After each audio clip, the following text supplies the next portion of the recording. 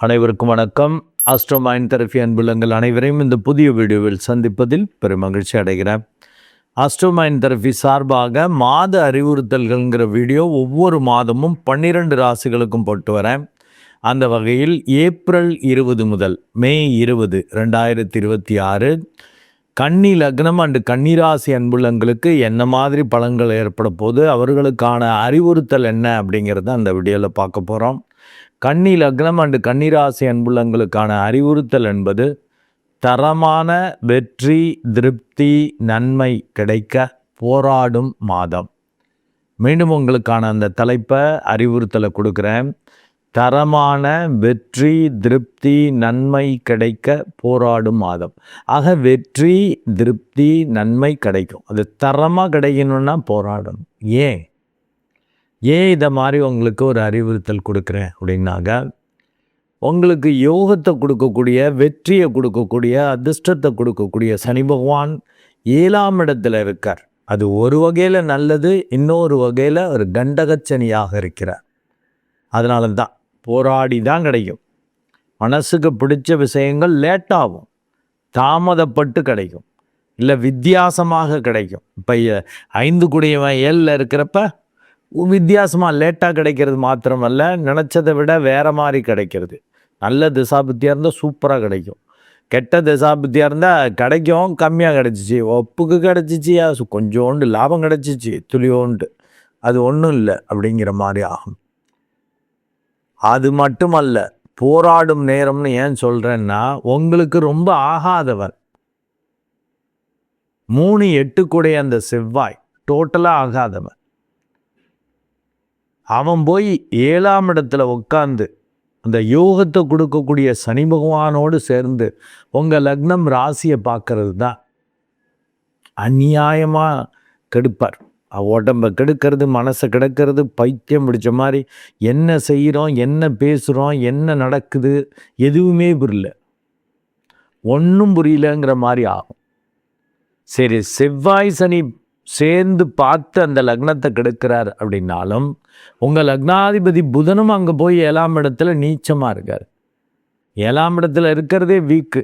ஏன்னா லக்னம் உதயம்னா 7ஆம் இடம் அஸ்தமனம், அதில் போய் நீச்சமாக ஆயிடுறார். அஸ்தமனம் நீச்சமாகி உட்கார்றது செவ்வாய் சனி கெடுக்கிறது மாத்திரம் அல்ல, இந்த புதனும் அப்படி போய் இருக்கார்.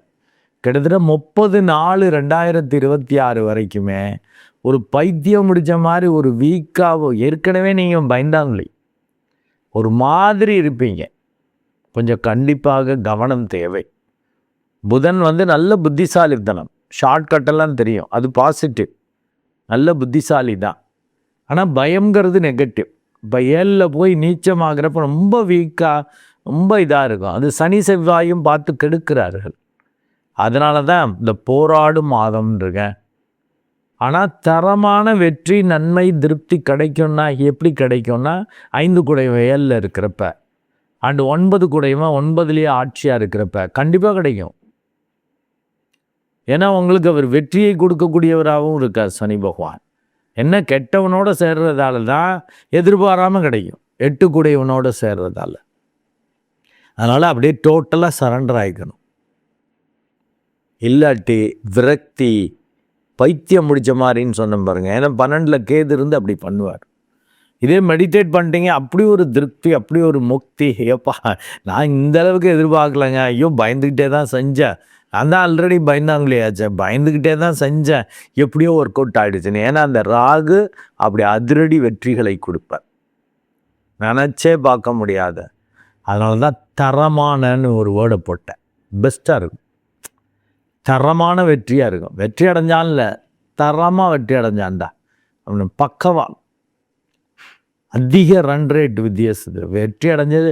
லாஸ்ட்டில் ஒரு ரன், 2 ரன், 5 ரன்னில் வித்தியாசம் இல்லை, அதிக ரன் ரேட் இல்லை, அதிக விக்கெட் வித்தியாசத்தில் கிரிக்கெட்டில் ஜெயிக்கிற மாதிரி. அது மாதிரி ஒவ்வொரு விளையாட்டை பொருத்திக்கலாம். அதான் தரமான வெற்றி, பாப்புலராக சொல்லிக்கிற மாதிரி. அப்படி ஒரு பரம திருப்தி, ஆஹா சூப்பர். என்ன அப்படி தான் இருக்கும்.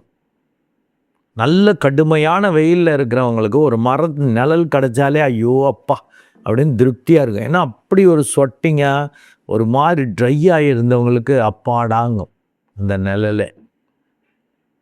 ஒரு பாலை வனத்தில் போயிட்டுருக்கவங்களுக்கு இப்போ ஒரு சோலை வனமாக ஒன்று அம்பிடுது, தண்ணி இருக்குது, மரங்கள் இருக்குது, பேரீச்சை பழம்லாம் கிடைக்கிறதுனா எப்படி இருக்கும், சொர்க்கம் அதுதான் அப்படிமா. ஏன்னா பாலைவனத்தில் அப்படி அடிபட்டு வந்தவங்க அந்த இது கிடைக்குங்க. அதனால தான் தரமானன்ட்ட அப்படி ஒரு திருப்தி. அந்தளவுக்கு காஞ்சி போய் சிக்கலாகி இருப்பீங்க. பேடு தசாபத்தியாக இருந்தால் இன்னும் டேஞ்சராகவே இருக்கும். அதனால் கண்டிப்பாக மெடிடேட் பண்ணிக்கங்க. யோகாதிபதிகள் ஓரளவு நல்ல நிலைமையில் இருக்காங்க. 5 குடைவன் கோணாதிபதி கேந்திரத்தில் இருக்கா. பூர்வ பாக்கியாதிபதி பாக்கியமாக ஆட்சியாகவே இருக்க. பேரு புகழோடையே உங்களுக்கு தன வருவாய் கிடைக்கும். 11 குடையவனோட சேர்ந்து இருக்க.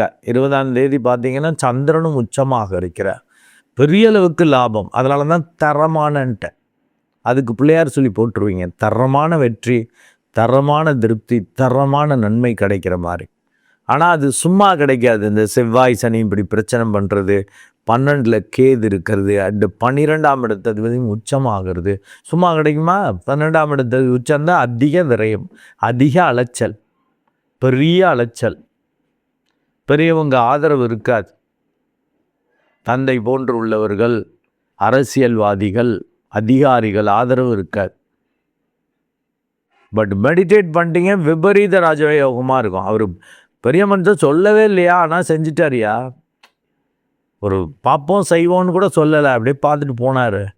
செய்வாரா மாட்டாரான்னு நினச்சேன், எதிர்பாராமல் நடந்துச்சுன்னு. அதான் அந்த அந்த விபரீத ராஜயோகங்கிறது அதுதான். என்ன நடக்குமோன்னு விபரீதமாக ஏதாவது சிக்கலாயிடுமோ, கெட்டு போயிடுமோ, இல்லை பெரியவங்க அதிகாரிகள்கிட்ட தப்பாக கெட்ட பேர் வந்துடுமோன்னு பயப்படுறப்ப மாறி நன்மையாக அவங்க நல்ல உங்களுக்கு பங்குதாரராக மாறுறது, அப்படி ஒரு ஃப்ரெண்டாக மாறுறது அப்படி வரும். அவங்கள்ட்டே கேட்டிங்கன்னா, ஏன் சார் இது மாதிரி செஞ்சீங்க, நீங்கள் இப்படி செய்ய மாட்டீங்கன்னு நினச்சேன், என்கிட்ட நீங்கள் ஒழுங்காக அந்தளவுக்கு பேசலை, அன்பாக ஒரு மரியாதையாக பேசலை, அந்தளவுக்கு அசூரன்ஸ் கொடுக்குற மாதிரியும் இல்லை, எப்படி கடைசியாக அப்படி செஞ்சீங்கன்னு. என்னமோ தெரிலடா நான் செஞ்சிட்டேன் உனக்குன்னு அந்த மேலதிகாரியே சொல்கிற மாதிரி இருக்கும். அந்த தந்தை போன்று உள்ளவர்கள், அரசியல்வாதியே சொல்கிற மாதிரி மிராக்கிள் மாதிரி இருக்கும். நல்ல மெடிடேட் பண்ணிக்கணும்.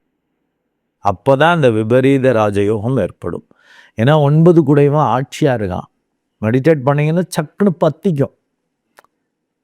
உட்காந்திங்கன்னாக்கா ரொம்ப நாள் இந்த கண்டபடி ஆராய்ச்சி, மன சபலம், அந்த மனச்சலனம், அது இனி யோசிச்சுட்டு இருக்கிறது எதுவுமே இருக்காது. அது கிடைக்கணும் இது கிடைக்கணுங்கிறது சபலம். சலனம்னாக்கா ஒரு கான்சன்ட்ரேட் பண்ண முடியாதபடி கண்ட எண்ணங்கள் வருது. கண்ட இங்கே அங்கே அங்கே அப்படின்லாம் நினைக்கிறது. அது இல்லாமல் தப்பிக்கலாம். இல்லாட்டி பாதகாதிபதியான அந்த குரு பகவான் 10ஆம் இடத்துல இருந்து அந்தஸ்து மரியாதையை குறைப்பது, பதவி தொழிலில் மாற்றத்தை ஏற்படுத்துவதெல்லாம் பண்ணிடுவேன். அது நல்ல மாற்றமாக இருந்தால் நல்லது, அது நல்ல தசாபத்தியாக இருந்தால் நல்ல மாற்றமாக வரும், நல்ல வளர்ச்சி இருக்கும்.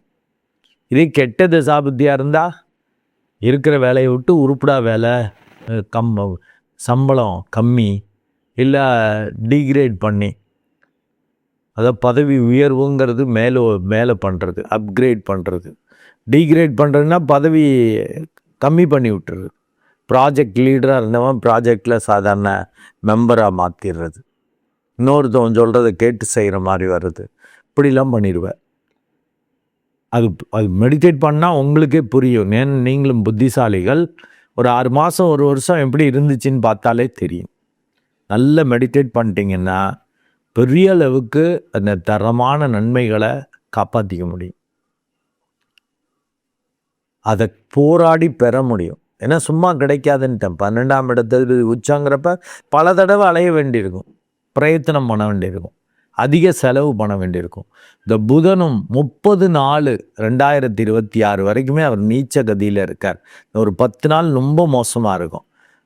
அதுக்கடுத்து 8ஆம் இடம் வர்றப்போ ஒரு இனம் புரியாத தைரியம் இருக்கும், இருந்தாலும் பயம் இருக்கும். ஏன்னா 8ல் போய் மறைகிறார்ல. இப்போ 7ல் நீச்சமாகிறார், அப்பயும் வீக்காக இருக்கும். உள்ளுக்குள்ளே அப்படியே ரொம்ப ஃபீல் பண்ணுவீங்க. வெளியில் பெரியவங்கள்ட்ட நிழலில் இருக்கிற மாதிரி அவங்க செஞ்சால் உண்டு அப்படின்னு, ஆனால் அது நடக்கும்னு இருக்கும் பாரு. ஆனால் அவங்க சொல்ல மாட்டாங்க. ஒரு பயத்திலேயே இருக்கிற மாதிரி இருக்கும். இந்த புதன் கிட்டத்தட்ட 15/5/2026 வரைக்குமே 8ஆம் இடத்துல மறைஞ்சிருப்பார். அதுக்கப்புறம் தான் 9ஆம் இடம் வருவார். அந்த பூர்வ பாக்கியம் வேலை பார்க்கும். ஏன்னா 9ஆம் இடத்ததிபதியான சுக்கிரனும் 10ஆம் இடத்துக்கு போகிறப்ப தர்மகர்மாதிபதி யோகம் வெளிப்படும். 1, 2, 9, 10 பரிவர்த்தனை ஆகிறது மிகவும் சிறப்பு. அதனால தான் தரமான வெற்றி, தரமான திருப்தி, தரமான நன்மை கிடைக்க போராடு நேரன்ட்ட. ஆனால் போராடி தான் கிடைக்கும். செவ்வாய் அப்படி தான் பண்ணுவார். நல்ல மெடிடேட் பண்ணிட்டீங்கன்னா அந்த தகுதிக்கு மீறிய விஷயமா, தரமான விஷயமா அந்த ராகுவும் கொடுப்பார். புதன் சுக்கிரன் அவங்களும் கொடுப்பாங்க. சனி பகவானும் பெரிய கண்டக சனியில் ஒரு வித்தியாசமான நெகட்டிவான பலன்களை கொடுக்க மாட்டார். இப்போ 7ஆம் இடத்துல சனி இருந்தால் பொதுவில் லேட் ஆகும். 5 குடைய வயலில் இருக்கிற பிடிச்ச விஷயங்கள் நடக்கிறது லேட் ஆகும், இல்லாட்டி வித்தியாசமாக நடக்கும். இப்போ அதுக்கு தான் என்ன சொல்லுவேன்னாக்கா, இப்போ கல்யாணத்துக்கு இப்போ உங்கள் பிறப்பு ஜாதகத்தில் 7ஆம் இடத்துல சனி பகவான் இருக்கு, அவன் 5குரியவனோட லிங்க் ஆகிருக்கான், இல்லை 5 குடையவனாக வரான் அப்படின்னா வித்தியாசமான ஆளை கல்யாணம் பண்ணுறதுனாக்கா நார்மலாக சமூக கட்டமைப்பில் ஒரு ஆணுக்கும் பெண்ணுக்கும் அந்த வயது வித்தியாசம் ஒரு 3லேருந்து 5 வருஷம். அதாவது பையனை விட பொண்ணு கம்மியாக இருக்கும். இங்கே உல்ட்டாவாக மாறும். பையனுக்கு ஈக்குவலாக இருக்கிறது, இல்லை பையனை விட ஒரு ஒரு ஒரு சில மாதங்கள், ஓரிரு வருடங்கள் கூட இருக்கிறது, அப்படி அமையிறதுன்னு வித்தியாசமாக வரும். இல்லாட்டி ரொம்ப வயசு கம்மியான பொண்ணை கல்யாணம் பண்ணுற மாதிரி இடைவெளி 10 வருஷம் 15 வருஷம் அந்த டிஃப்ரென்ஸ் வரும். ஸோ அந்த மாதிரிலாம் வரும். அதனால் நல்ல மெடிடேட் பண்ணிட்டீங்கன்னா இந்த சுக்கிரன் அப்படி ஒரு ஆச்சரியங்களை கொடுப்பார். சூரியனும் விபரீத ராஜயோகத்தை கொடுப்பார். அதனால தான் தரமான வெற்றி திருப்தின்னு இருக்கேன். மெடிடேட் பண்ணல அப்படின்னா சிக்கல். ஏன்னா அவங்களுக்கு நல்லபடியாக நடக்கும் 5, 9குரியவர்கள் வலுக்கிறதால. ஆனால் கெட்டவன்லாம் வலுக்கிறானே, பாதகாதிபதி 10ல் பாதகங்களை பண்ண பார்க்குறான். கேது 12ல் திருப்தி இல்லாமல், ஒரு நிம்மதி இல்லாமல், தூக்கம் இல்லாமல் பண்ணுறார். 12ஆம் இடத்ததிபதி 8ல் போய் உச்சமாகி எப்படி விரயம் வருமோ, எப்படி செலவு வருமோ, எப்படி எதனால் நம்மளுக்கு நிம்மதி சந்தோஷம் போகுமோ, இல்லை நிம்மதி சந்தோஷம் போகுதுன்னா எதனால் போகுதுன்னே தெரியாமல் என்னமோ போல் இருக்குங்க, ஒரு இதே இல்லைங்கிற மாதிரி வரும். மெடிடேட் பண்ணிட்டீங்கன்னா தான் அதை தப்பிக்க முடியும். இல்லாட்டி வம்பு. இது கோச்சார ரீதியான பலன்கள்ங்கிறதால ஒரு 25% தான் நல்ல தசாபத்தி இருந்துச்சுன்னா ரிமைனிங் 75% நல்லாயிருக்கும். நீங்கள் புத்திசாலிகள் கண்டுபிடிச்சிருவீங்கன்ட்ட மெடிடேட் பண்ணிக்கங்க. ஈவன் கெட்ட தசாபுத்தியாக இருந்தாலும் கோள்கள் பெருசாக கெடுக்க முடியாது. நன்றி அன்புள்ளங்களே. மீண்டும் ஒரு நல்ல வீடியோவில் உங்களை சந்திக்கிறேன். அதுவரை உங்களிடமிருந்து வணக்கம் கூறி விடைபெறுவது உங்கள் அன்பு டாக்டர் குழந்தை ஆறு கணேசன். நன்றி, வணக்கம்.